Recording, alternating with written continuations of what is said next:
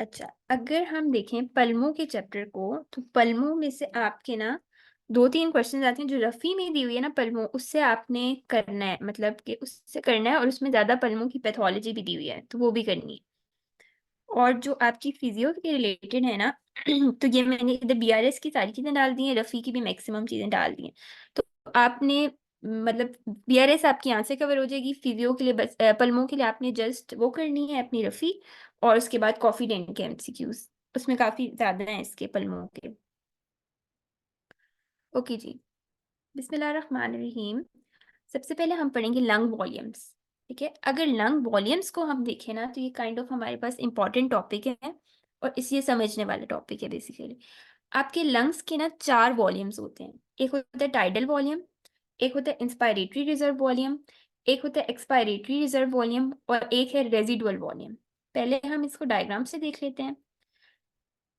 आपका जो ये है ना टाइडल वॉल्यूम, वो होता है आपका, जैसे अब मैं बैठी हूँ, मैं सांस ले रही हूँ, ठीक है। तो जो नॉर्मल ब्रेथ में मैं जितनी एयर बाहर लेके जा रही हूँ, जितना एक्सपायर कर रही हूँ और जितना इंस्पायर कर रही हूँ बैठे बैठे, वो मेरा टाइडल वॉल्यूम होगा। ठीक है, टाइडल वॉल्यूम आपका क्या है? वॉल्यूम ऑफ इंस्पायर्ड और expire, volume of air inspired और expired with each normal breath. जो नॉर्मल हम सांस ले रहे हैं बैठे बैठे, तो जितना आपका वॉल्यूम इंस्पायर हो रहा है और जितना एक्सपायर हो रहा है, वो आपका क्या है? Tidal volume. अब इसकी वैल्यू कितनी होती है? 500 ml। ठीक है, ये जो टाइडल वॉल्यूम आपको येलो में शो किया हुआ है ना, ये 500 ml होता है। ये आपकी नॉर्मल वैल्यू है जो हम इंस्पायर या एक्सपायर कर सकते हैं हर नॉर्मल ब्रेथ के साथ। ठीक है, अब क्या है इंस्पायरेटरी रिजर्व वॉल्यूम? अब जो हमारे लंग्स हैं, हमें पता है कि हमारी ब्रीदिंग, जब हम एक्सरसाइज करते हैं या वॉक करते हैं, तो उस टाइम पे ब्रीदिंग ज़्यादा हो जाती है। नॉर्मल में बैठी हूँ तो उस टाइम पे मेरा वॉल्यूम है टाइडल वॉल्यूम। ठीक है, अब जब मैं एक्सरसाइज कर रही हूँ तो क्या होगा कि आपका जो इंस्पायर है ना, ज़्यादा मैं डीप इंस्पायरेशन करूँगी, ज़्यादा एयर हम इंस्पायर करेंगे और फिर ज़्यादा ही एक्सपायर करेंगे। तो जो वो एक्स्ट्रा एयर है जो कि हम ड्यूरिंग एक्सरसाइज इंस्पायर कर रहे हैं, ठीक है, इंस्पायरेशन में, वो है आपका इंस्पायरेटरी रिजर्व वॉल्यूम। ठीक है, it is a volume that can be inspired over and above the tidal volume. जितना आप टाइडल वॉल्यूम से ऊपर जाके एयर को इंस्पायर इंस्पायर कर रहे हो, वो है आपकी टाइडल, वो है आपका इंस्पायरेटरी रिजर्व वॉल्यूम। ठीक है, और इसकी वैल्यू होती है 3000 ml। ये देखें, अब यहाँ पिंक में शो किया हुआ है इन्होंने इंस्पायरेटरी रिजर्व वॉल्यूम को।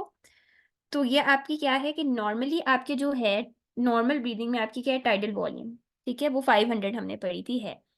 अब ये जो इंस्पायरेटरी रिजर्व वॉल्यूम है, ये काफ़ी ज़्यादा होता है, और ये ड्यूरिंग एक्सरसाइज होता है। ठीक है, जब आप ज़्यादा इंस्पायर कर रहे हो एयर, ये आपकी कितनी होती है? 3000 ml। ठीक है जी, नेक्स्ट है ये आपका एक्सपायरेटरी रिजर्व वॉल्यूम। जो एक्सपायरेटरी रिजर्व वॉल्यूम है, वो आपका क्या है कि जब आपने फॉर एग्जांपल एक्सरसाइज की है, उसमें आपने फोर्स इंस्पायरेशन किया है, मतलब इंस्पायरेटरी रिजर्व वॉल्यूम अंदर लेके गए हो, तो जितनी एयर अंदर लेके गए हो वो बाहर भी तो निकालनी है ना। तो जो आपकी एक्स्ट्रा वो एक्सपायरेशन भी हो रही है ना एक्सरसाइज में, वो है एक्सपायरेटरी रिजर्व वॉल्यूम, जो यहाँ इन्होंने ग्रीन से शो किया हुआ है। ठीक है, is the volume that can be expired after the expiration of tidal volume. मतलब टाइडल वॉल्यूम आपने कर लिया, उसके जो नीचे एक्स्ट्रा एयर को आप एक्सपायर कर रहे हो, वो है एक्सपायरेटरी रिजर्व वॉल्यूम। ठीक है, और इसकी वैल्यू है 1100 ml। देन है रेजिडुअल वॉल्यूम। रेजिडुअल वॉल्यूम आप अब देखो, जब भी हमारे लंग्स हैं, ठीक है, अगर हम नॉर्मल ब्रीदिंग भी कर रहे हैं या फोर्स एक्सपायरेशन भी कर रहे हैं, तो उसके बाद भी हमारे लंग्स बिल्कुल कोलैप्स नहीं होते। ठीक है, लंग्स जो हैं हमारी इलास्टिक स्ट्रक्चर्स है ना, तो वो बिल्कुल कोलैप्स नहीं होते। तो उसमें हमेशा जब आप फोर्स एक्सपायरेशन भी कर रहे हो, तो अंदर कुछ ना कुछ अमाउंट ऑफ एयर रह रही है। जो उसमें हमेशा वो एक वॉल्यूम रह रहा है ना एयर का, वो है आपका रेजिडुअल वॉल्यूम। ठीक है, और इसको जो रेजिडुअल वॉल्यूम है, इसको आप स्पायरोमीट्री से मेजर नहीं कर सकते। ठीक है, अब जैसे इधर इन्होंने कोई वेव नहीं शो की हुई रेजिडुअल वॉल्यूम में पर्पल में। ठीक है, तो क्योंकि आप इसको स्पायरोमीट्री से मेजर नहीं कर सकते, ये वो वॉल्यूम है जो कि हमेशा आपके लंग में रहता है।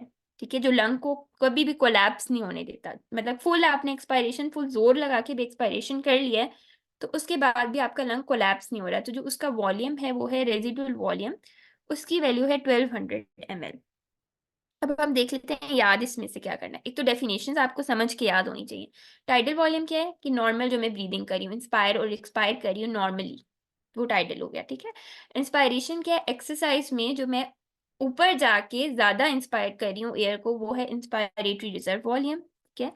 एक्सपायरेटरी रिजर्व वॉल्यूम आपका क्या है कि आप जो एक्स्ट्रा एक्सपायर कर रहे हो एयर। रेजिडुअल वॉल्यूम क्या है कि आपकी टोटल एक्सपायरेशन के बाद जो उसमें रह रहा है वॉल्यूम, वो है रेजिडुअल वॉल्यूम। अब इनकी वैल्यूज याद करनी है। वैल्यूज क्यों याद करनी है, जो आगे हम कैपेसिटीज पढ़ेंगे ना, उसमें अक्सर इस तरह से आ जाता है कि आपकी वाइटल कैपेसिटी कितनी है, तो आपको पता होना चाहिए कि नॉर्मल टाइडल वॉल्यूम, ये चीजें इनको ऐड करके वो बन रही होती हैं कैपेसिटीज। तो वो फिर हम देखते हैं अभी। अच्छा जी।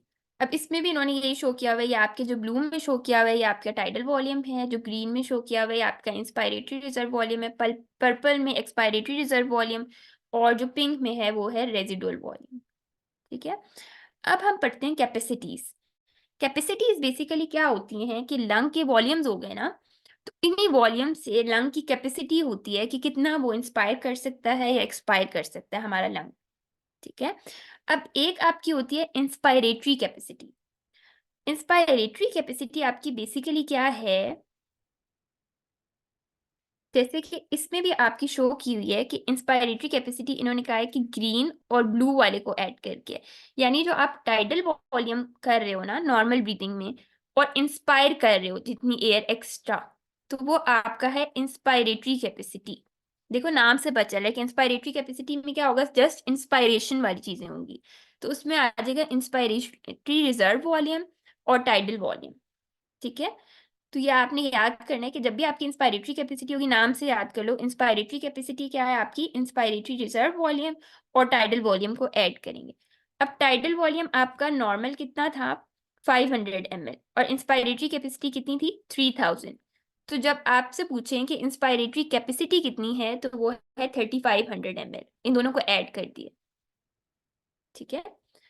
अच्छा, ये होता क्या है, अब इसकी डेफिनेशन क्या है इंस्पायरेटरी कैपेसिटी की, amount of air that can be drawn into the lungs after the normal expiration.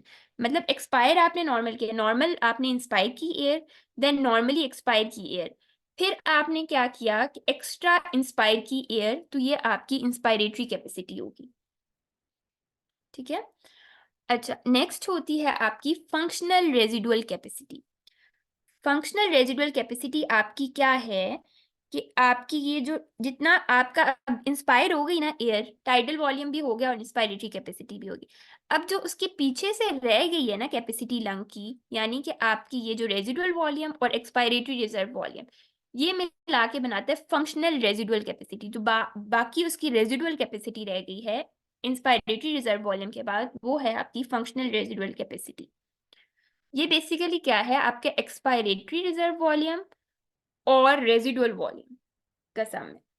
Is the volume remaining in the lung after tidal volume is expired. जब आपने टाइडल वॉल्यूम की expiration कर दी, उसके बाद आपका क्या रह रहा है, एक्सपायरेटरी रिजर्व वॉल्यूम और रेजिडुअल वॉल्यूम, तो उसको आप कहोगे फंक्शनल रेजिडुअल कैपेसिटी, ठीक है।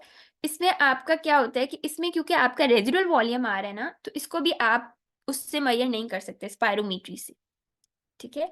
अब इसकी वैल्यूज को भी हम ऐड करके फाइंड कर सकते हैं। हमें पता है कि एक्सपायरेटरी रिजर्व वॉल्यूम और रेजिडुअल वॉल्यूम का ये सम है, तो रेजिडुअल आपका कितना था 1200 ml, और एक्सपायरेटरी रिजर्व 1100, तो ये ऐड करके आपका बन जाएगा 2300 ml, ठीक है।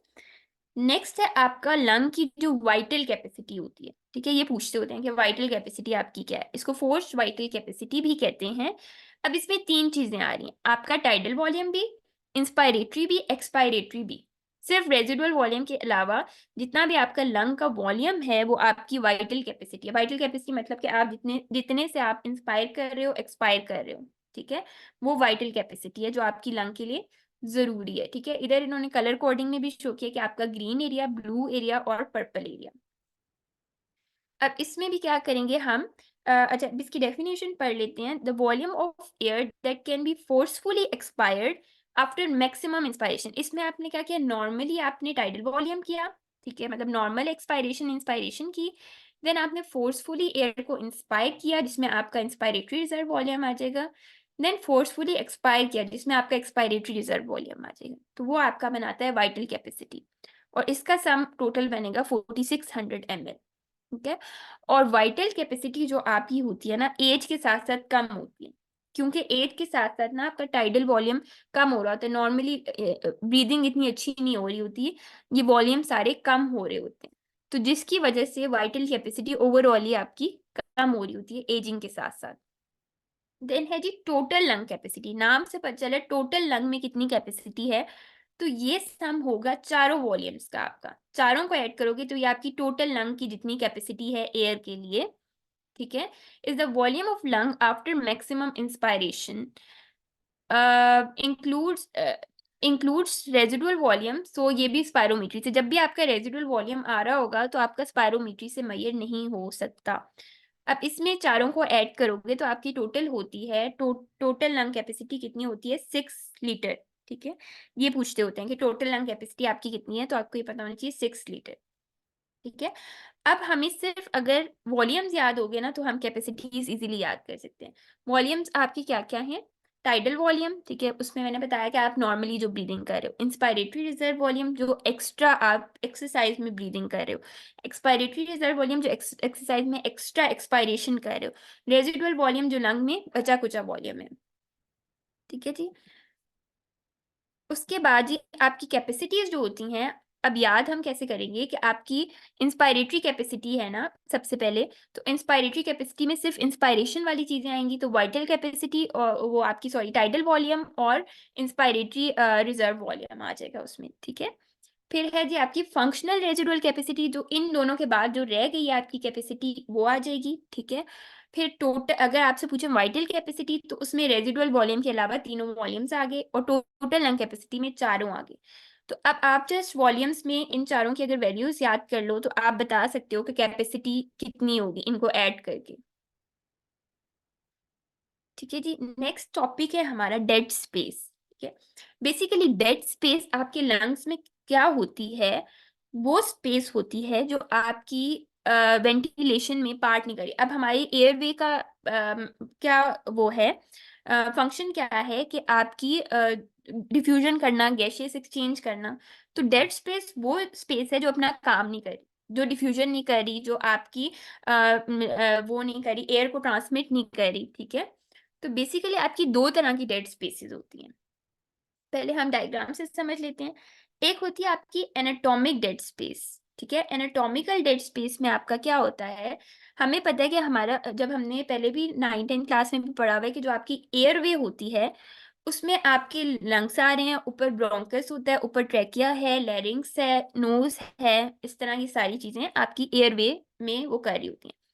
अब जो आपकी नोज है, ट्रैकिया है, ये चीजें सिर्फ एयर को ट्रांसमिट कर रही हैं लंग्स तक, असल काम आपका कहाँ हो रहा है, लंग्स में, जिसके अंदर एल्वुलाई अपनी गैसेस डिफ्यूजन कर रहे हैं। ठीक है, तो आपके ये जो बाकी के स्ट्रक्चर्स हैं, आपका नोज, लैरिंग्स, ट्रैकिया, ब्रोंकाई, ये आपकी गैसेस एक्सचेंज नहीं कर रहा, ये सिर्फ एयर को अंदर लेके जा रहा है। ठीक है, तो ये आपकी एनाटॉमिक डेड स्पेस होगी, जहां पर गैस एक्सचेंज नहीं हो रही, मतलब ये काम नहीं कर रहा, बस ये इसका फंक्शन क्या है कि ये एयर को ट्रांसमिट कर रहा है, अंदर लेके जा रहा है।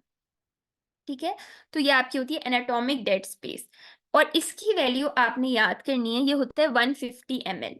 टोटल जो आपकी एनाटॉमिक डेड स्पेस है, जो नोज से लेके आपके ब्रोंकस तक आएगी, वो आपकी होती है 150 ml। ठीक है, तो अब यहां से भी पढ़ लेते हैं एनाटॉमिक डेड स्पेस क्या है, जो कंडक्टिंग एयरवेज का जितना भी वॉल्यूम है वो आपका एनाटॉमिक डेड स्पेस है। डेड स्पेस मींस कि आपका वो पार्ट एल्वुलर डिफ्यूजन में वर्क नहीं कर रहा, एयरवे को वो नहीं कर रहा, पासेज वे में हेल्प नहीं कर रहा, ऑक्सीजन कार्बन डाइऑक्साइड को ट्रांसमिट नहीं कर रहा। ठीक है, तो आपके एनाटॉमिकल डेड स्पेस में ब्रोंकस तक सारे स्ट्रक्चर्स आ जाएंगे, क्योंकि मेन काम आपके लंग्स और एल्वुलाई ही कर रहे हैं। देन एक आपकी होती है एल्वुलर डेड स्पेस। अब एल्वुलर डेड स्पेस जो नॉर्मल बंदा होता है ना उसमें नहीं होती, क्योंकि एल्वुलाई तो आपका काम कर रहा है, एल्वुलाई का तो काम ही यही है कि उसने ऑक्सीजन को बाहर ऑक्सीजन को अंदर लेके जाना है, कार्बन डाइऑक्साइड को बाहर करना है, तो एल्वुलाई तो अपने काम करते हैं। लेकिन अब जो नॉर्मल हेल्दी बंदा है उसमें ये एल्वुलर डेड स्पेस नहीं होगी, क्योंकि एल्वुलाई ओवरऑल ही काम कर रहे होते हैं। लेकिन जो आपका डिजीज लंग होता है उसके अंदर आपकी एल्वुलर डेड स्पेस भी होती है, मतलब आपके वो एल्वुलाई जो कि पार्टिसिपेट नहीं करे गैसियस डिफ्यूजन में, वो आपके बनाते हैं एल्व्यूलर डेड स्पेस, ठीक है, या इसको आप कह सकते हो फंक्शनल डेड स्पेस, ठीक है। अब फिजियोलॉजिकल डेड स्पेस आपकी क्या है टोटल, कि जो एनाटॉमिक डेड स्पेस है आपकी नोज से लेके ब्रोंकस तक, और जो आपकी एल्व्यूलर डेड स्पेस है, यानी कि जो आपके एल्व्यूलाई में जो है जो कि डिजीज लंग्स में होता है बेसिकली, तो वो आपकी मिला के बनेगी फिजियोलॉजिकल डेड स्पेस। अब जो नॉर्मल बंदा है उसमें जो फिजियोलॉजिकल डेड स्पेस है वो एनाटॉमिक के ही इक्वल होगी, क्योंकि मैंने बताया कि उनमें एल्व्यूलर डेड स्पेस 0 होगी, ठीक है।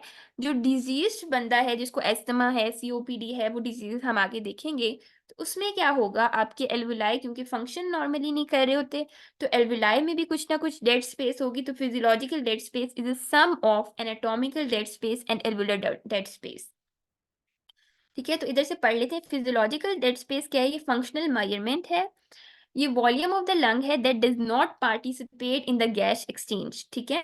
वो लंग का पार्ट जो कि गैस एक्सचेंज में पार्टिसिपेट नहीं कर रहा। In normal lungs physiological dead space जो है वो एनाटॉमिक के इक्वल होगी। मैंने बता दिया कि नॉर्मल बंदे में क्योंकि आपकी एल्वुलर डेड स्पेस नहीं होती, तो एनाटॉमिक और फिजियोलॉजिकल सेम होगी, ठीक है।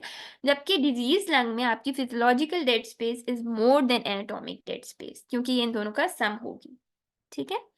अब इस टॉपिक को हम दोबारा से देख लेते हैं, एक दफा रिवाइज कर लेते हैं। डेड स्पेस आपकी क्या थी, कि डेड स्पेस आपकी वो स्पेस है जो कि आपकी नॉर्मल एल्वुलर वेंटिलेशन में पार्टिसिपेट नहीं कर रही।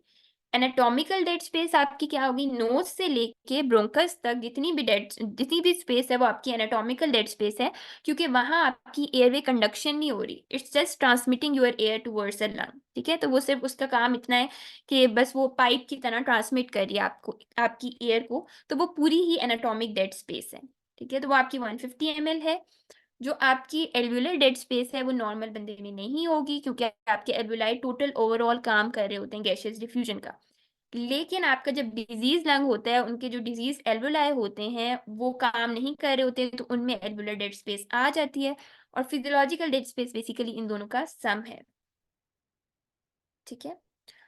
अच्छा, नेक्स्ट है आपका, अब हम देखेंगे कि डेड स्पेस को आपके कौन कौन सी चीजें बढ़ा रही हैं, कौन कौन सी चीजें कम कर रही हैं।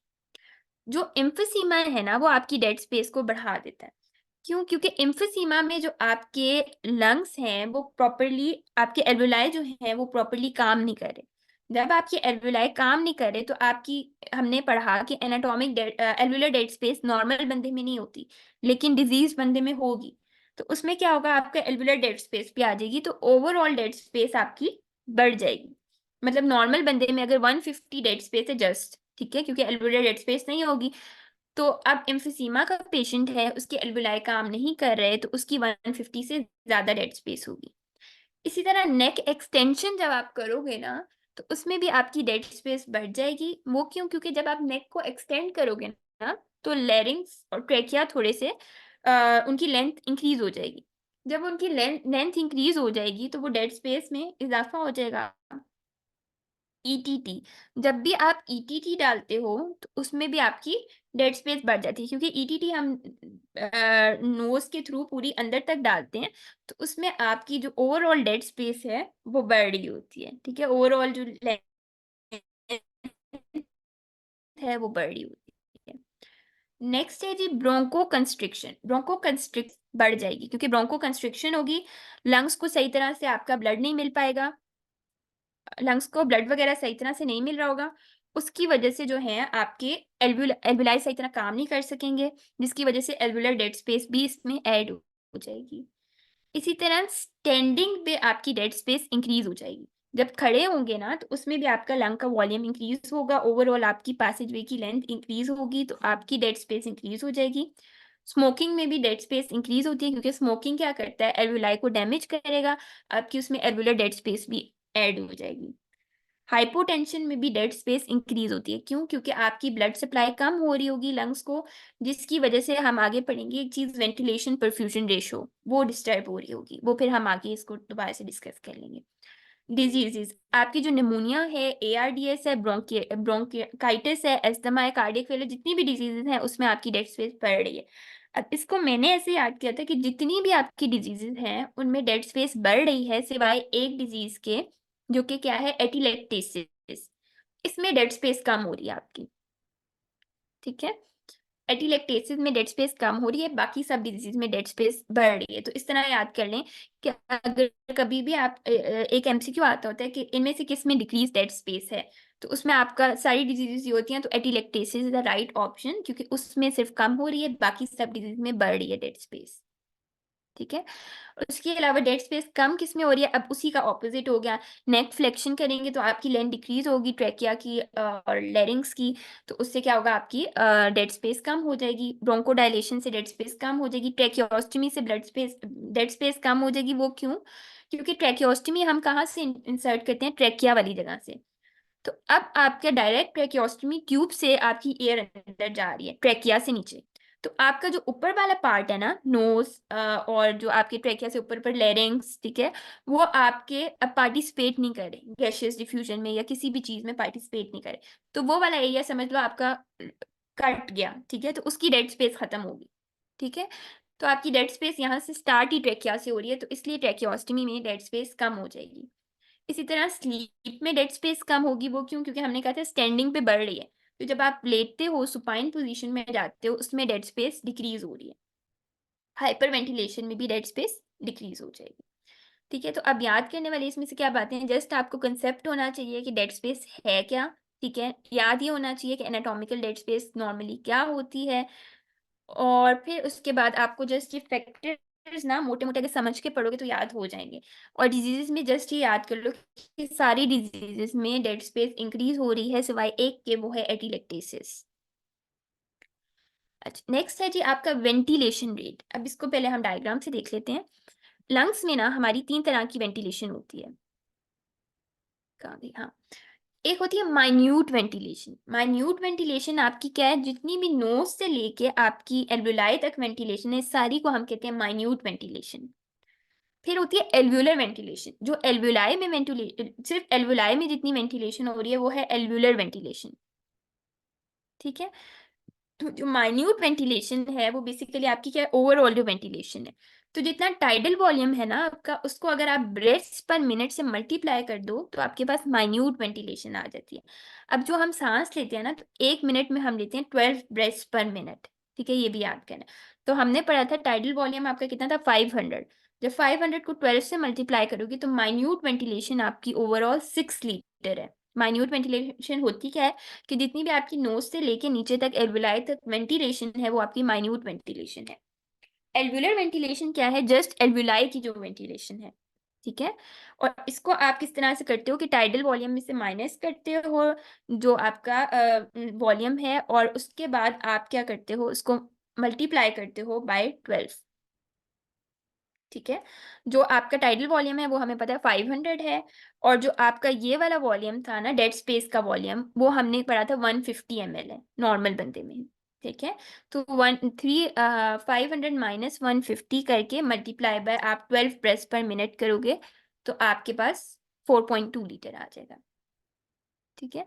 अब डेड स्पेस वेंटिलेशन क्या है, जितनी वेंटिलेशन डेड स्पेस में हो रही, जस्ट डेड स्पेस में, यानी नोज से लेके ब्रोंकस तक, वो आपकी होगी। तो उसमें भी आप क्या करोगे, जितनी उसका वॉल्यूम था, हमने कहा था डेड स्पेस कितनी थी आपकी 150 ml, उसको मल्टीप्लाई कर दिया नंबर ऑफ ब्रेथ से, तो वो आपकी वेंटिलेशन आ गई। नेक्स्ट है जी force expiratory volume. Force expiratory volume आपका क्या होता है कि जब आपने जितनी एयर एक्सपायर की, जब आप फोर्स एक्सपायरेशन करोगे, मतलब आपने नॉर्मली एक्सपायर कर लिया ना, एक्सपायरेटरी रिजर्व वॉल्यूम जो हमने पढ़ा था वहां तक कर लिया, उसके बाद भी अगर आप एक्सपायर करना चाहते हो फोर्सफुली, तो 1 सेकेंड में जितना आप एक्सपायर करोगे वो होता है आपका फोर्स एक्सपायरेटरी वॉल्यूम। और फोर्स एक्सपायरेटरी वॉल्यूम नॉर्मली जो है, जितनी आपकी वाइटल कैपेसिटी है उसका 80% होता है। तो इनकी रेशियो हम निकालते होते हैं force expiratory volume divided by force vital capacity या फंक्शनल वाइटल कैपेसिटी, जो कि आपकी आती है 0.8। ठीक है। तो इसकी नॉर्मल रेशियो पता होनी चाहिए, और वो क्यों पता होनी चाहिए अब आगे हम देखेंगे। ठीक है। तो जस्ट आपको ये पता होना चाहिए कि फोर्स एक्सपायरेटरी वॉल्यूम क्या है, कि जो आपने 1 सेकेंड के अंदर अंदर फोर्सफुली एक्सपायरेशन की है वो फोर्स एक्सपायरेटरी वॉल्यूम है। इसकी वैल्यू है जी आपकी force expiratory volume divided by FVC, हम करते हैं रेशियो, जो कि आपकी कहती है 0.8। अब अगर इस डायग्राम से देखें तो नॉर्मल लंग्स में आपकी ये है फोर्स एक्सपायरेटरी वॉल्यूम, और ये है आपकी वाइटल कैपेसिटी। ठीक है, तो इन दोनों की जो रेशो हम निकालते हैं वो अबाउट 80% या 0.8 आती है। अब हमारे लंग्स में दो तरह की डिजीजेस हो सकती हैं, एक होती है ऑब्स्ट्रक्टिव डिजीज, एक है रिस्ट्रिक्टिव डिजीज। अब नाम से क्या पता चल रहा है, जो आपकी ऑब्स्ट्रक्टिव डिजीज है ना, वो लंग की ऑब्स्ट्रक्शन कर रही है, एयर को बाहर अंदर नहीं जाने दे रही, ठीक है। और ऑब्स्ट्रक्टिव डिजीज की आपकी एग्जांपल्स होती हैं एस्थमा एंड सीओपीडी। ये आगे हम देखेंगे क्यों है ऑब्स्ट्रक्टिव डिजीज, कि एस्थमा में भी आपकी एयर की पैसेज वे सही नहीं हो रही होती है, और सीओपीडी में भी एयर जो है वो अंदर इंट्रैप हो जाती है और वो बाहर नहीं जा पाती। तो ये दोनों ऑब्स्ट्रक्टिव लंग डिजीज की एग्जाम्पल है। अब जितनी भी आपकी ऑब्स्ट्रक्टिव लंग डिजीज होती हैं उनमें आपका क्या होता है, ये जो फोर्स एक्सपायरेटरी वॉल्यूम है ना, वो कम हो जाता है, और फोर्स वाइटल कैपेसिटी जो है वो भी कम हो जाती है। लेकिन जो है एक्सपायरेटरी वॉल्यूम इसमें ज्यादा कम हो रहा होता है, ठीक है। मैंने कहा ना एक्सपायरेशन हो नहीं रही होती, तो वो कम हो जाता है वॉल्यूम, एक्सपायरेशन प्रॉपर नहीं हो पा रही होती, जिसकी वजह से फोर्स एक्सपायरेटरी वॉल्यूम कम हो जाता है।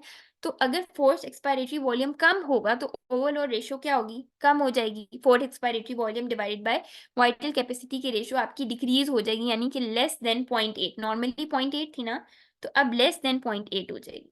अब अगर हम इसमें देख लें ना टेबल में, तो ईजी हो जाएगा पढ़ना कि एस्थमा और सीओपीडी ये दोनों आपकी ऑब्स्ट्रक्टिव डिजीज है, ऑब्स्ट्रक्शन करवा रही है लंग्स की, ठीक है। नॉर्मली आपकी एयर को अंदर ट्रैप कर रही हैं और एक्सपायर नहीं होने दे रही। जब एक्सपायर नहीं होने दे रही तो आपका जो फोर्स एक्सपायरेटरी वॉल्यूम है वो कम हो रहा है, ठीक है। फोर्स वाइटल कैपेसिटी भी इसमें कम हो रही है, लेकिन एक्सपायरेटरी वॉल्यूम ज्यादा कम हो रहा है, तो ओवरऑल रेशियो आपकी क्या हो रही है, कम हो रही है, ठीक है। अब यहाँ पे भी अगर हम डायग्राम में देखें, आपकी ऑब्स्ट्रक्टिव में क्या है, दोनों चीजें कम हो रही हैं लेकिन एक्सपायरेटरी वॉल्यूम ज्यादा कम हो रहा है, तो overall ratio is less than 0.8, ठीक है। तो इसमें से ये भी आता होता है कि सीओपीडी का डायग्नोस्टिक फीचर क्या है। तो इस जब भी आपकी सीओपीडी होगी या कोई भी ऑब्स्ट्रक्टिव लंग डिजीज होगी, उसमें आपका एफईवी ओवर एफवीसी इज लेस देन 0.8। अच्छा, नेक्स्ट है जी आपका रिस्ट्रिक्टिव लंग डिजीज। अब रिस्ट्रिक्टिव लंग डिजीज क्या कर रही है, लंग को रिस्ट्रिक्ट कर रही है अपना फंक्शन करने से, उसकी प्रॉपर आपकी डिफ्यूजन नहीं होने दे रही, ठीक है। अब डॉक्टर इसकी ना, जी जी आपने क्या बताया कि ऑब्स्ट्रक्टिव में 0.8 से कम होगा? एफईवी ओवर एफवीसी की रेशो नॉर्मली थी 0.8, तो ऑब्स्ट्रक्टिव लंग डिजीज में कम हो जाएगी रेशो, बिकॉज ये देखिए ना आपकी एफईवी कम हो रहा है, ज्यादा कम हो रहा है, ठीक है। एफवीसी भी आपका कम हो रहा है, तो ओवरऑल एफईवी ज्यादा अफेक्ट कर रहा है ना, तो ओवरऑल रेशो आपकी कम हो रही है, 0.8 से आपका कम हो जाएगा ऑब्स्ट्रक्टिव लंग डिजीज में, ठीक है। जी ठीक है, ओके। अच्छा, अब जो रिस्ट्रिक्टिव लंग डिजीज है ना, जिसमें आपकी आ जाती है फाइब्रोसिस, उसमें आपका क्या, उसमें भी दोनों कम हो रहे हैं, एफईवी भी कम हो रहा है, एफवीसी भी कम हो रहा है। लेकिन उसमें क्या होता है, एफवीसी ज्यादा कम होता है, वाइटल कैपेसिटी ज्यादा कम हो रही है एज कंपेयर टू योर एफईवी, क्योंकि उसमें ना लंग की एयर इंट्रैप नहीं हो रही फाइब्रोसिस में।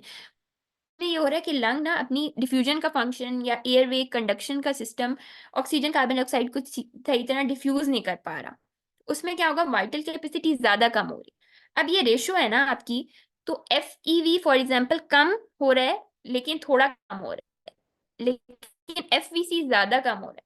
तो जब डिनोमिनेटर आपका ज्यादा कम हो रहा है तो ओवरऑल इफेक्ट क्या होगा, इंक्रीज हो जाएगा, ठीक है। अब जैसे यहाँ देख लेते हैं, फाइब्रोसिस में आपका एफईवी कम हो रहा है, एफवीसी ज्यादा कम हो रहा है, तो एफवीसी क्या था, डिनोमिनेटर में था, तो ओवरऑल इफेक्ट क्या होगा, इंक्रीज हो जाएगा, इनकी रेशो इंक्रीज हो जाएगी रिस्ट्रिक्टिव लंग डिजीज में। यहाँ से भी अगर हम देख लें तो रिस्ट्रिक्टिव लंग डिजीज में आपकी क्या है, एक्सपायरेटरी वॉल्यूम भी कम हो रहा है, एफवीसी भी कम हो रहा है, लेकिन ज्यादा फर्क जो है वो एफवीसी पे आता है, इस वजह से ओवरऑल रेशो इसमें बढ़ेगी, मतलब 0.8 से ज्यादा होगा रिस्ट्रिक्टिव लंग डिजीज में, फाइब्रोसिस में, ठीक है। तो इसमें हमें क्या क्या याद करना है, हमें ये पता होना चाहिए फोर्स एक्सपायरेटरी वॉल्यूम आपका क्या है, जितना आप फोर्सफुली एक्सपायर करते हो 1 सेकेंड के अंदर, वो आपका एक्सपायरेटरी वॉल्यूम है। आपकी उसकी वैल्यू क्या होगी, नॉर्मली 0.8, ठीक है। ऑब्स्ट्रक्टिव में क्या होगी, 0.8 से कम हो जाएगी, रिस्ट्रिक्टिव में ज्यादा हो जाएगी, ठीक है। और वो रीजन मैंने बता दिया कि आपकी जो रिस्ट्रिक्टिव है उसमें वाइटल कैपेसिटी ज्यादा इफेक्ट हो रही है, जब डिनोमिनेटर आपका कम हो रहा होता है तो ओवरऑल रेशियो क्या होती है, इंक्रीज हो जाती है। अच्छा, नेक्स्ट है जी सीओपीडी। सीओपीडी के बारे में अभी तक जो हमने देखा कि आपकी ये क्या है, क्रॉनिक ऑब्स्ट्रक्टिव पल्मोनरी डिजीज, नाम से पता चला है कि ऑब्स्ट्रक्टिव डिजीज है, ठीक है, ऑब्स्ट्रक्शन कर रही है। बेसिकली सीओपीडी में आपका होता क्या है, दो तरह की प्रेजेंटेशंस हो सकते हैं। जब भी आपके पास सीओपीडी का पेशेंट आता है, या तो उसको क्रॉनिक ब्रोंकाइटिस होता है, ब्रोंकाइटिस मीन आपकी इन्फ्लेमेशन जो है वो ब्रोंक्यूल्स की या ब्रोंकाई की होगी, ठीक है, या उसको इम्फीसीमा होता है। तो क्रॉनिक ब्रोंकाइटिस बेसिकली क्या होता है कि ब्रोंकाई की इन्फ्लेमेशन होती है, जिसकी वजह से आपके जो है ना कफिंग, व्हीजिंग, ये वाले सिम्टम्स होंगे इसमें। जो इम्फीसीमा है उसमें आपका क्या होता है कि उसमें आपकी लंग की टोटल जो एल्वुलाई हैं उनका सरफेस एरिया बढ़ जाता है, लेकिन वो ना सही डिफ्यूजन नहीं कर पाते। उसमें एल्वुलाई की जो मेम्ब्रेन्स होती है ना वो आपकी खराब हो जाती है, मतलब वो जब एल्वुलाई की मेम्ब्रेन खराब हो जाएंगी तो वो डिफ्यूजन नहीं कर पा रहे। अब जैसे अगर इस पिक्चर में हम देखें तो सीओपीडी में या तो आपका क्रॉनिक ब्रोंकाइटिस हो रहा है जिसमें ब्रोंकाई जो है वो इन्फ्लेम्ड हो रहा है, ठीक है, या फिर आपका इम्फीसीमा हो रहा है। इम्फीसीमा में आपका क्या होता है, एल्वुलाई का इश्यू होता है जिसमें एल्वुलाई की वॉल्स जो हैं वो ब्रेक डाउन हो जाती हैं, उसकी वजह से एल्वुलाई जो नॉर्मली अपना डिफ्यूजन का फंक्शन करते हैं वो नहीं कर पा रहे, ठीक है। अब क्या होता है आपका कि इसमें यही दो प्रेजेंटेशन हो सकती हैं। अब पहले भी हमने पढ़ लिया कि ऑब्स्ट्रक्टिव डिजीज है आपकी, जिसमें आपकी क्या होती है, लंग की कॉम्प्लायंस बढ़ रही होती है। कॉम्प्लायंस हम अगले टॉपिक में इंशाल्लाह पढ़ेंगे, तब डिस्कस करूंगी कि कॉम्प्लायंस होती क्या है, ठीक है। कॉम्प्लायंस बेसिकली ये कि लंग का वॉल्यूम बढ़ जाता है, ठीक है। लंग जो है आपके एल्वुलाई की मेम्ब्रेन खराब हो गई है ना, तो वो सही स्क्वीज नहीं हो पाती, वो मतलब बिल्कुल ना गोल गोल से आपके एल्वुलाई हो जाते हैं, उनका वॉल्यूम इंक्रीज हो जाता है इसमें, ठीक है। एक्सपायरेशन बेसिकली प्रॉपरली नहीं हो रही होती। अच्छा, इस कैरेक्टराइज बाय डिक्रीज एफवीसी, ये हम पढ़ चुके हैं कि सीओपीडी में आपका क्या होगा, एफवीसी भी कम हो रहा होता है और एफईवी भी कम हो रहा होता है, लेकिन ज्यादा एफईवी कम हो रहा होता है, इस वजह से ओवरऑल रेशियो आपकी कम होती है जो कि लेस देन आपकी 0.8 होती है। Air that should be expired is not leading to air trapping, जिसकी वजह से फंक्शनल रेजिडुअल कैपेसिटी आपकी इंक्रीज हो रही है। और बैरल शेप चेस्ट है, इसमें रेजिडुअल कैपेसिटी भी इंक्रीज हो जाती है क्योंकि आपकी जो लंग्स है ना वो एक्सपैंड हो गए हैं, वो एक्सपायर नहीं होने दे रहे, एयर को बाहर नहीं निकलने दे रहे, अंदर ही ट्रैप कर रहे हैं एयर को, जिसकी वजह से जो रेजिडुअल कैपेसिटी है वो क्या थी कि जो नॉर्मली लंग्स को एक्सपैंड करके रखे हुए हैं, तो वो ज्यादा हो जाएगी, ठीक है। और बैरल शेप चेस्ट क्यों होगी, क्योंकि लंग्स एक्सपैंड हो गया ना, तो चेस्ट बैरल शेप हो जाएगी। अब इसमें दो ना प्रेजेंटेशन होती हैं जो कि हमने शुरू में भी डिस्कस किया कि क्रॉनिक ब्रोंकाइटिस भी हो सकता है पेशेंट को, इम्फीसीमा भी हो सकता है। अगर तो पेशेंट को क्रॉनिक ब्रोंकाइटिस होगा ना, तो उसको हम कहते हैं blue bloaters, B for bronchitis, B for blue bloaters, ठीक है। ऐसे नाम दे दिया कि पेशेंट वो जो होते हैं वो ब्लू ब्लॉटर्स होते हैं। उनमें बेसिकली सिम्टम्स क्या क्या होंगे, अब इसको ब्लू ब्लॉटर क्यों कहते हैं, इनमें साइनोसिस होती है। जो ब्रोंकाइटिस का पेशेंट होगा उसमें क्या है, ब्रोंकाई का मसला है, यानी एयर अंदर पास नहीं हो पा रही लंग्स में, ठीक है, या एक्सपायर नहीं हो पा रही लंग्स से, ठीक है। तो उसमें बेसिकली आपका क्या होगा, एक तो वीजिंग होगी, कफिंग होगी, जब भी आपके ब्रोंकाई का मसला होता है या अपर एयरवेज का मसला होता है तो आपको कफिंग के सिम्टम्स होते हैं। साइनोसिस होगी, ठीक है। उसके अलावा ओबेसिटी इसमें होती है, एडीमा हो जाता है, और कार्बन डाइऑक्साइड रिटेंशन होती है। कार्बन डाइऑक्साइड रिटेंशन हो रही है, इसी वजह से साइनोसिस हो रहा है, ठीक है। और कफ इसमें बहुत ज्यादा होती है। इधर से देख लेते हैं ब्लू ब्लॉटर्स का पहले। ब्लू ब्लॉटर्स में आपका क्या है, B for blue, B for आपका ब्रोंकाइटिस, तो इनमें से ब्रोंकाइटिस हो रहा है। ब्रोंकाइटिस की वजह से आपके क्या है, ब्रोंकियाई जो है उनकी आपकी इन्फ्लेमेशन होती है। इनमें आपका स्वेयर हाइपोक्सीमिया हो रहा है, ठीक है, आपकी ऑक्सीजन जो है वो सही ट्रांसमिट नहीं हो रही, उसकी वजह से साइनोसिस हो रहा है, इसी वजह से इनको ब्लू ब्लॉटर्स कहते हैं। साइनोसिस होता है, ब्लू कलर हो जाता है स्किन का, ठीक है, जिसकी वजह से इनको कहते हैं blue bloaters. And because they do not maintain alveolar ventilation, सही तरह वेंटिलेशन नहीं हो पा रही, इस वजह से इनमें क्या होता है, कार्बन डाइऑक्साइड ओवरऑल ज्यादा हो जाएगी, ठीक है। तो इसमें क्या होगा कि अक्सर राइट वेंट्रिकुलर फेलियर भी हो सकता है और उसकी वजह से सिस्टेमिक एडिमा भी हो सकता है, जो हमने देखा। यहाँ से अगर आप डायग्राम को सिर्फ रिटेन कर लेंगे ना, आपको खुद ही सिम्टम्स याद रह जाएंगे कि ब्लू ब्लॉटर्स में क्या हो रहा है। अच्छा, ब्लू है तो साइनोसिस हो रहा है, ब्रोंकाइटिस है इस वजह से वीजिंग होगी, इस ओबेसिटी होती है और पेरिफेरल एडिमा होता है, ठीक है। अब जो पिंक पफर्स है ना वो आपकी क्या कौन सी प्रेजेंटेशन देंगे, दूसरी वाली, एम्फीसीमा वाली, ठीक है। तो उनमें आपका क्या होता है, पिंक पफर्स में पिंक स्किन होती है, इस वजह से इनको पिंक पफर्स कहते हैं। पर्स स्लिप्स होते हैं, ब्रीदिंग में इनका मसला होता है। अब जैसे उसमें क्या हो रहा था, ओबेसिटी हो रही थी, इसमें ना पेशेंट बहुत थिन और लीन हो जाता है, लेकिन उसकी चेस्ट एक्सपैंड हो जाती है, क्योंकि एम्फीसीमा में हमने क्या कहा कि एल्वुलाई जो हैं उनकी मेम्ब्रेन्स डिस्ट्रॉय हो जाती है, जिसकी वजह से एल्वुलाई बहुत मोटे से हो जाते हैं, उनके अंदर लंग का वॉल्यूम ज्यादा हो जाता है। जब लंग का रेजिडुअल वॉल्यूम ज्यादा हो गया तो आपकी क्या होगी, बैरल चेस्ट होगी इसमें, ठीक है। तो इसमें आपका ट्रैकिपनिया वगैरह होता है और ये सारे फीचर्स होते हैं। देन है आपकी डिजीज एस्थमा। एस्थमा में से जो क्वेश्चन आता है वो पूछते हैं कौन सी ऐसी डिजीज है जिसमें डिफ्यूजन कैपेसिटी लंग की बढ़ जाती है, ठीक है। जो एस्थमा है ना, उसमें आपकी जो लंग है उसकी डिफ्यूजन कैपेसिटी बढ़ जाती है। अगर यहाँ से हम देखें तो एस्थमा में लंग्स का क्या होता है कि मसल्स जो हैं वो टाइट हो जाते हैं, ठीक है। जो एयरवेज हैं वो ओवरऑल स्वेल कर जाती हैं, ठीक है। ये भी ऑब्स्ट्रक्टिव डिजीज है ना, इसमें भी क्या हो रहा है, एयरवेज आपकी स्वेल कर रही हैं, म्यूकस आपकी एयरवेज के अंदर आ जाता है, और लंग्स जो है ना वो आपकी एयर को इन आउट मूव नहीं कर सकती। लेकिन जो आपकी एल्वुलाई है ना, वो एयर को डिफ्यूज बाहर तो नहीं निकाल रही, अंदर भी नहीं लेके जा रही, लेकिन उसकी जो डिफ्यूजन कर रही है ना, कार्बन डाइऑक्साइड को बाहर लेके जाना और ऑक्सीजन को अंदर लेके आना, वो कैपेसिटी इसमें बढ़ जाती है एस्थमा में, ठीक है। तो एस्थमेटिक पेशेंट में जो आप बेस्ट टेस्ट करते हो वो क्या होता है, एफईवी।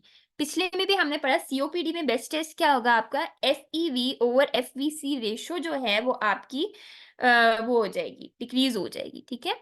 और जो आपकी एस्थमा है उसमें भी बेस्ट टेस्ट आपका क्या होता है, एफईवी आप देखते हो, क्योंकि ये भी ऑब्स्ट्रक्टिव डिजीज है। देन है आपकी सिस्टिक फाइब्रोसिस। इसके बारे में ये आता है कि कौन सी ऐसी डिजीज है कि जिसमें आपका सोडियम क्लोराइड इंक्रीज हो जाता है।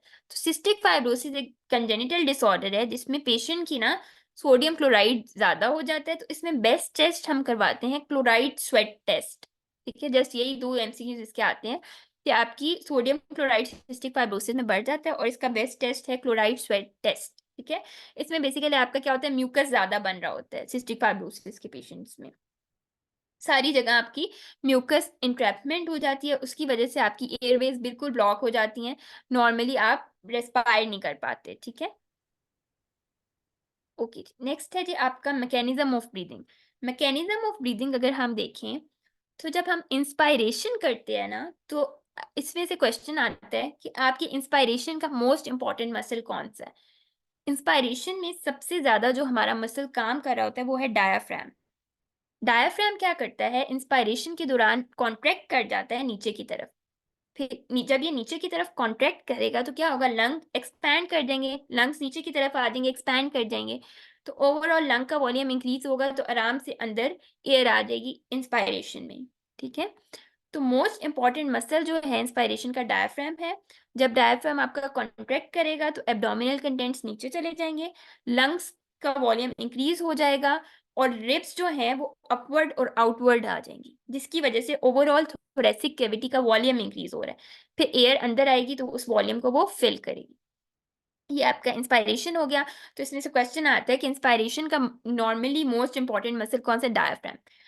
अब एक और क्वेश्चन आता है कि ड्यूरिंग एक्सरसाइज आपकी इंस्पायरेशन का मोस्ट इंपॉर्टेंट मसल कौन सा है। अगर एक्सरसाइज में पूछेंगे ना तो एक्सटर्नल इंटरकोस्टल। अब मैं बैठी नॉर्मल इंस्पायर कर रही हूँ तो मेरा जस्ट एक मसल काम करे, डायफ्राम, ठीक है, वो मेरी चेस्ट वॉल को इंक्रीज करेगा, उसकी वजह से इंस्पायरेशन होगी। अब क्या हो रहा है कि जब एक्सरसाइज बंदा करता है तो उस टाइम पे सिर्फ डायफ्राम वर्क नहीं कर सकता इतनी ज्यादा, वो थोरेसिक कैविटी को इंक्रीज नहीं कर सकता कि हम इंस्पायरेशन मैक्सिमल कर सकें।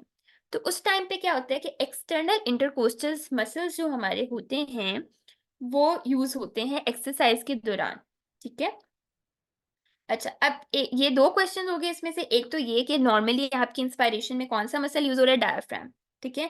एक्सरसाइज में जो आपका एसेसरी मसल है वो कौन सा यूज हो रहा है, एक्सटर्नल इंटरकोस्टल्स, ठीक है। उसके अलावा आपका तीसरा क्वेश्चन इसमें से आता है कि जो नॉर्मल रेस्पिरेटरी साइकिल होता है ना हमारा, उसमें क्या होता है, वन इंस्पायरेशन होती है, मतलब एक दफा मैं सांस अंदर खींचूंगी और एक दफा एक्सपायर करूंगी, एक दफा बाहर, ठीक है। तो ये आपका नॉर्मल रेस्पिरेटरी साइकिल है। अगर टाइम पूछेंगे ना तो आपकी जो 2 सेकेंड हमें लगते हैं एयर को अंदर लेके जाने में, 3 सेकेंड एक्सपायरेशन में लगते हैं, ठीक है। 2 सेकेंड इंस्पायर करना, फिर 3 सेकेंड एक्सपायर, ये 4 क्वेश्चंस हो गए इसी उसमें से, टॉपिक में से, ठीक है। नॉर्मली आपका कौन सा कर रहा है मसल एक्ट इंस्पायरेशन में, डायफ्राम, एक्सरसाइज में आपका कौन सा कर है, external intercostal. Normal respiratory cycle क्या है, 1 इंस्पायरेशन 1 एक्सपायरेशन। और आपका नॉर्मल रेस्पिरेटरी साइकिल में अगर टाइम पूछें तो 2 सेकेंड्स आपकी इंस्पायरेशन में लग रहे हैं, 3 सेकेंड एक्सपायरेशन में। अब हम देख लेते हैं मसल्स ऑफ एक्सपायरेशन। इसमें से क्या सवाल आता है, जो अब नॉर्मली जो हम बैठे होते हैं एट रेस्ट, ठीक है, तो हमें अब लंग का वॉल्यूम इंक्रीज हो गया, एयर अंदर आई, लंग का वॉल्यूम इंक्रीज हो गया। अब लंग जो है वो इलास्टिक टिश्यू है ना लंग में, तो लंग क्या करती है, अपनी इलास्टिसिटी की वजह से ही वो स्क्वीज करती है और वो एयर को बाहर एक्सपेल करती है, ठीक है। डॉक्टर तो उतना इंस्पिरेशन जो है वो 1 सेकेंड की है या 2? 2 सेकेंड्स, 2 सेकेंड्स की इंस्पायरेशन है और 3 सेकेंड की एक्सपायरेशन है। ओके, टोटली आपका 5 सेकेंड्स का साइकिल होगा, ठीक है। अच्छा, अभी क्या है कि एक्सपायर जब नॉर्मली करना होता है ना आपने, तो उस टाइम पे लंग्स क्या है हमारे, इलास्टिक, ठीक है। तो वो क्या करेंगे कि जस्ट मैंने इंस्पायर कर लिया, उसके बाद मेरा कोई मसल यूज नहीं होगा एक्सपायरेशन में, लंग अपनी इलास्टिसिटी की वजह से अपनी जगह पे वापस आने की कोशिश करेगा, ठीक है। उसकी वजह से वो स्क्वीज होगा, उसकी वजह से एयर एक्सपेल आउट होगी। क्वेश्चन इसमें से आता है कि नॉर्मल एक्सपायरेशन आपकी किस वजह से होती है, तो उसमें आंसर होता है कि लंग चेस्ट वॉल सिस्टम की इलास्टिसिटी की वजह से आपकी नॉर्मल एक्सपायरेशन होती है, ठीक है। तो एक्सपायरेशन आपका पैसिव प्रोसेस है, उसमें कोई आपका मसल यूज नहीं हो रहा। और उसमें क्या होता है कि लंग चेस्ट वॉल क्योंकि इलास्टिक है, रिकॉइल की वजह से, elastic recoil of the lung की वजह से आपकी बेसिकली एक्सपायरेशन हो रही है, ठीक है। अब क्या है कि अब लेकिन एक्सरसाइज में तो हमें एक्सपायरेशन ज्यादा तेजी से करनी है, फास्टली भी करनी है और ज्यादा भी करनी है। तो उसमें सिर्फ आपका इलास्टिक रिकॉइल काफी नहीं है, तो उसमें आपके मसल्स यूज होते हैं एक्सरसाइज में या डिजीजेस में, ठीक है। अब एक्सरसाइज में आप के कौन से मसल्स यूज होते हैं एक्सपायरेशन में, एब्डोमेन के मसल्स, ठीक है, जो कि डायफ्राम को ऊपर की तरफ पुश करेंगे, और इंटरनल इंटरकोस्टल्स मसल, ठीक है। उसमें कौन से थे, एक्सटर्नल इंटरकोस्टल्स, इसमें कौन से, इंटरनल इंटरकोस्टल्स, ठीक है। अच्छा, एक और क्वेश्चन आता है, sound is produced in the larynx when expiration होकर, जब हम सांस लेते हैं तो हल्की फुल्की आवाज आती है ना, वो किस वजह से आती है कि लैरिंक्स में हमारे क्या वोकल कॉर्ड्स हैं, ठीक है। तो जब एक्सपायर कर रहे होते हैं, जब एयर बाहर जा रही होती है ना, तो वो वोकल कॉर्ड्स थोड़े से वाइब्रेट करते हैं। तो जब सांस लेते हैं तो उसकी एक आवाज आती है, वो किस वजह से आती है कि आपके लैरिंक्स में वोकल कॉर्ड्स वाइब्रेट करते हैं, उसकी वजह से आती है। अब एक्सपायरेशन में से हमने कितने क्वेश्चंस पढ़े, कि आपका एक तो ये है कि आपकी एक्सपायरेशन किस वजह से होती है, normally elastic recoil of the lungs की वजह से, ठीक है। अगर पूछेंगे एक्सरसाइज में तो इंटरनल इंटरकोस्टल से एब्डोमिनल मसल से। अगर पूछें कि जी आपकी साउंड जो है एक्सपायरेशन के दौरान कहाँ से प्रोड्यूस होती है, तो लैरिंग्स से। इजी है क्योंकि लैरिंग्स में आपके वोकल कॉर्ड्स होते हैं, वो वाइब्रेट करते हैं, उसकी वजह से आपकी थोड़ी सी सांस की आवाज प्रोड्यूस होती है। नेक्स्ट है जी surface tension of alveoli. Surface tension of alveoli basically क्या है, इसको ऐसे याद कर लें कि जो एल्वेलाई है ना, ये नॉर्मल है आपका, ठीक है। अब जो एल्वेलाई है, सरफेस टेंशन उस पे क्या होती है कि उसको जो अंदर स्क्वीज कर रही है, ठीक है, उसको जो कंप्रेस कर रही है, मतलब ये जो अंदर की तरफ फोर्स लग रही है, ये उसकी सरफेस टेंशन है। यहाँ से पढ़ लेते हैं, सरफेस टेंशन क्यों होती है लंग्स में, क्योंकि लंग्स जो है उसके अंदर कॉन्टिन्यूसली ना आपकी एक एयर लिक्विड इंटरफेस बन रहा होता है, ठीक है। लंग्स में आपकी हवा आ रही है, अंदर हमें पता है एयर जो है लंग्स में जा रही है, ठीक है। और लंग्स में लिक्विड भी होता है, ठीक है, सरफेक्टेंट होता है, वो भी हम आगे देखेंगे। तो आपकी जो एयर लिक्विड इंटरफेस है ना, वो बन रहा होता है, और उनके दरमियान अट्रैक्टिव फोर्सेस बन रही होती हैं, जो आपकी एयर आ रही है वो लिक्विड को अट्रैक्ट कर रही है, ठीक है। तो वो लिक्विड कहाँ है, बिल्कुल आपकी लंग्स की वॉल पे लगा हुआ है, एयर आपकी लंग्स के बीच में आ रही है। तो एयर क्या करेगी, लिक्विड को खींचेगी अपनी तरफ, जिसकी वजह से लंग लंग जो है ना वो स्क्वीज होने की कोशिश करेगा, ठीक है। तो आपकी क्या है, सरफेस टेंशन क्यों होगी, attractive forces between liquid molecules, air liquid interface की वजह से, जिसकी वजह से आपका लंग पे नॉर्मली प्रेशर लग रहा होगा कि लंग कोलैप्स हो जाए। अब वो कोलैप्स क्यों नहीं होता वो भी हम आगे देखेंगे, ठीक है। तो आपका बेसिकली क्या होता है कि जो कोलैप्सिंग प्रेशर है ना लंग का, जो ये आपका प्रेशर लग रहा है कि लंग ने कोलैप्स होना है, ये डायरेक्टली प्रोपोर्शन होता है आपकी सरफेस टेंशन के, और इनवर्सली प्रोपोर्शन है रेडियस से। यानी कि जितना ज्यादा आपका लंग का रेडियस होगा, उतना ही कम कोलैप्सिंग प्रेशर होगा। यानी कि जितना आपका एक्सपेंडेड लंग है ना, तो उतना ही कम प्रेशर वो लंग पे लगा पाएगा। लेकिन सरफेस टेंशन हमने क्या पढ़ा कि ये आपकी अंदर वाली जो फोर्स है ये सरफेस टेंशन है। तो जाहिर है जितनी ज्यादा सरफेस टेंशन है उतना ही ज्यादा कोलैप्सिंग प्रेशर है। ठीक है। अब इसको ना एक लॉ है लैपलेस लॉ। ठीक है, उससे उन्होंने यही शो किया हुआ है P is equal to 2T/R। ठीक है, P आपका क्या है, आपका P जो है वो आपका कोलैप्सिंग प्रेशर है, T आपका क्या है इसमें सरफेस टेंशन, और R रेडियस है। तो radius is inversely proportion to उससे कोलैप्सिंग प्रेशर से, और जो आपकी सरफेस टेंशन है वो डायरेक्टली प्रोपोर्शन है कोलैप्सिंग प्रेशर से।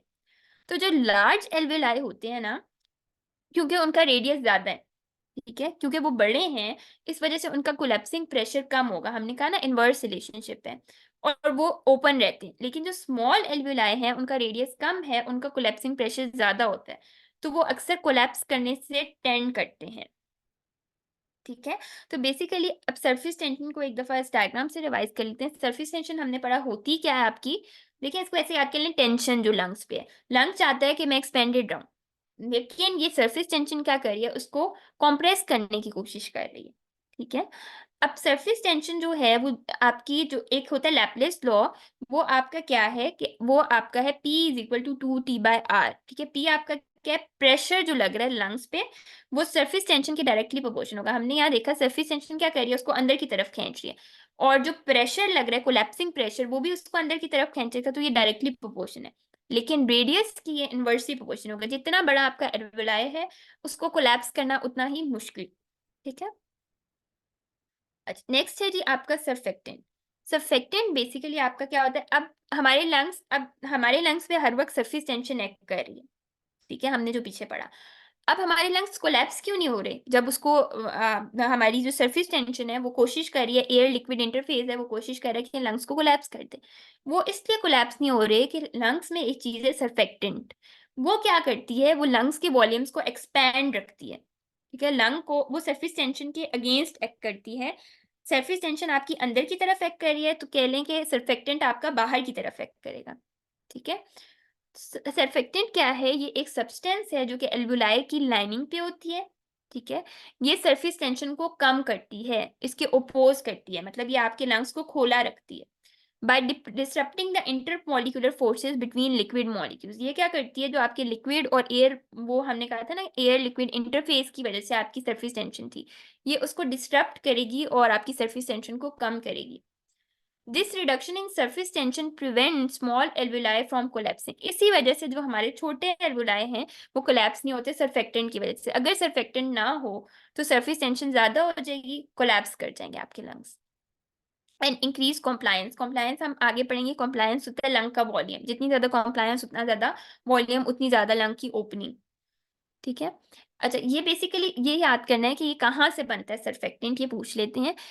ये बनता है टाइप 2 एल्वुलर सेल्स, जो हमारे एल्वुलाई है ना उसके अंदर सेल्स होते हैं डिफरेंट। तो जो टाइप 2 एल्वुलर सेल्स होते हैं वो आपका सर्फेक्टेंट प्रोड्यूस करवाते हैं थ्रू आउट द लाइफ। ठीक है। और ये इसका स्ट्रक्चर क्या होता है, ये डाइफॉस्फोलिपिड डाइपाल्मिटोडाइल फॉस्फेटाडाइलकोलिन से बनता है, डीपीपीसी से बनता है। ठीक है, ये याद करने की जरूरत नहीं है, जस्ट आपको पता होना चाहिए कि आपका जो सर्फेक्टेंट है वो कर क्या रहा है, वो आपकी लंग्स को एक्सपैंड रख रहा है, वो आपको बन कहाँ से रहा है, टाइप 2 एल्वुलर सेल्स से। In the fetid surfactant synthesis is variable.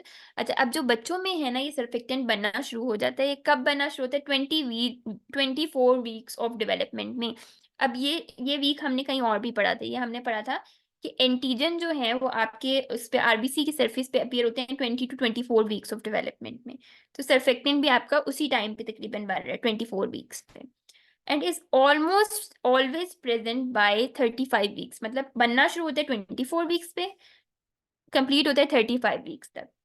अब इसमें ना आपकी क्या होती है, ये बेसिकली जो स्ट्रक्चर बन रहा है डाइफॉस्फोलिपिड डाइपाल्मिटोडाइल फॉस्फेटाडाइलकोलिन का, इसमें क्या होता है आपकी लेसिथिन और स्फिंगोमाइलिन की रेशो होती है जो कि 2:1 है नॉर्मली। अगर इतनी आपकी रेशो है ना, हम क्या करते हैं, जो बेबी है ना जब उसकी डेवलपमेंट होती है तो एमनियोटिक फ्लूइड से हम चेक कर सकते हैं कि उसकी इसकी रेशो कितनी है, यानी कि उसका सर्फेक्टेंट नॉर्मल होगा कि नहीं। 2:1 अगर रेशो है तो यानी कि आपका जो सर्फेक्टेंट है वो नॉर्मल होगा। अब जिन जिन बच्चों में इसकी रेशो डिफरेंट होती है, कम ज़्यादा होती है, उनमें क्या होता है, रेस्पिरेटरी डिस्ट्रेस सिंड्रोम होता है, ठीक है? बेबीज़ पैदा होते हैं, उनके लंग्स में सर्फेक्टेंट नहीं होता, उनको नियोनेटल रेस्पिरेटरी डिस्ट्रेस सिंड्रोम होता है, वो साँस नहीं ले पा रहे होते, ठीक है? ये अक्सर प्रीमैच्योर बेबीज़ में होता है, जो कि 7 मंथ से पहले जिनकी बर्थ हो जाती है, तो उस टाइम पे सर्फेक्टेंट इतना अच्छे से बना नहीं होता। तो उन प्रीमैच्योर इन्फेंट्स में अक्सर ये बहुत इश्यू होता है कि उनको रेस्पिरेटरी डिस्ट्रेस सिंड्रोम होता है, इसलिए उनको इंक्यूबेटर्स में अक्सर रखते हैं। The infant exhibit atelectasis. Atelectasis basically आपका क्या होता है कि जब लंग कोलैप्स कर जाते हैं ना बिल्कुल, उसको कहते हैं एटिलेक्टेसिस, ठीक है? तो क्या होता है कि आपकी जो लंग की कॉम्प्लायंस है वो खत्म हो जाएगी, क्योंकि सर्फेक्टेंट नहीं है ना, सर्फेक्टेंट उसको खोल के रख रहा था, लंग्स बिल्कुल आपके बंद हो जाएंगे, ठीक है? एटिलेक्टेसिस हो जाएगी लंग्स में। डिक्रीज वेंटिलेशन परफ्यूजन रेशियो हो जाएगी, आगे हम देखेंगे ये होती क्या है। राइट टू लेफ्ट शिफ्ट हो जाएगा ऑक्सीजन हीमोग्लोबिन डिसोसिएशन कर्व, ठीक है? और हाइपोक्सीमिया हो जाएगा, बेबी कांट ब्रीथ इसमें प्रॉपर्ली, ठीक है? तो ये बेसिकली आपका अगर बेबी में हो तो इसको कहते हैं एक्यूट रेस्पिरेटरी डिस्ट्रेस सिंड्रोम, ये पता होना चाहिए। इसमें होता क्या है, इसमें सर्फेक्टेंट कम हो जाता है, जिसकी वजह से एल्वेलाई जो है वो आपके कोलैप्स हो रहे होते हैं, और ब्रीदिंग में बहुत इशू आ रहा होता है।